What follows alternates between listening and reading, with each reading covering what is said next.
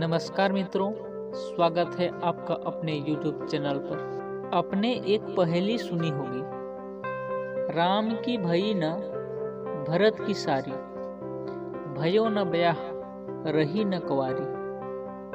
कुछ लोग इस पहेली को इस तरह से भी समझते हैं, राम की बहन भरत की सारी, भयो न ब्याह रही न कुंवारी। यानी कि राम की बहन भरत की सारी।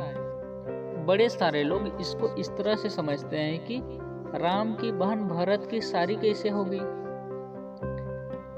राम और भरत तो भाई भाई हैं, फिर राम की बहन भरत की सारी क्यों हुई। भयो न ब्याह रही न कुंवारी, मतलब उसकी शादी भी नहीं हुई और वह कुंवारी भी नहीं रही। आखिर इसका मतलब क्या है?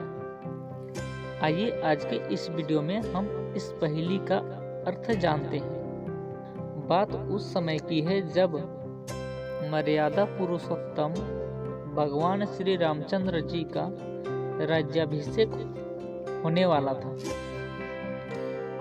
कल राज्याभिषेक होने वाला है और आज माता कैकेयी की मति बदल गई। मंथरा ने उसे कुछ ऐसा पढ़ाया जिससे वो राज्याभिषेक का विरोध करने पर तुल गई।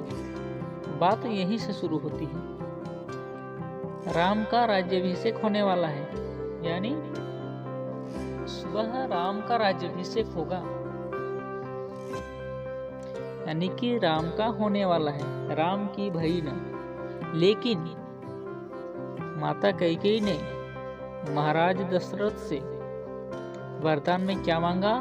भगवान राम के लिए 14 वर्ष का वनवास। तो राम की तो नहीं हुई। पहली का अर्थ समझिए, राम की भई न, मतलब राम की नहीं हुई। भरत की सारी, मतलब वो सारा भरत का हो गया। फिर आगे समझते हैं, भयो न ब्याह, यानी कि जो राजगद्दी माता कैकेयी ने भरत के लिए मांगा, उसे भरत ने अस्वीकार कर दिया। तो भयो न ब्याह कहने का मतलब है कि उनका ब्याह नहीं हुआ है, यानी कि एक तरह से देखा जाए तो राज्याभिषेक को शादी माना गया है इस पहेली में। लेकिन वो राम की भी नहीं हुई और भरत की भी नहीं हुई। भरत का भी राज्याभिषेक नहीं हुआ, उन्होंने राज्य लेने से इनकार कर दिया। रही न कुंवारी, और कुंवारी भी नहीं रही। भरत ने क्या किया? भगवान श्री रामचंद्र जी के चरण पादुकाओं को लेकर राज सिंहासन पर बैठा दिया। तो इस तरह से इस पहेली का अर्थ निकलता है, राम की भई न भरत की सारी, भयो न ब्याह रही न कुंवारी। कुछ लोग इसे इस तरह से भी कहते हैं, राम की भई न भरत की सारी, 14 वर्ष क्यों रही कुंवारी। मित्रों, मैं आशा करता हूं कि आप लोगों को इस पहेली का अर्थ अच्छी तरह से समझ में आ गया होगा।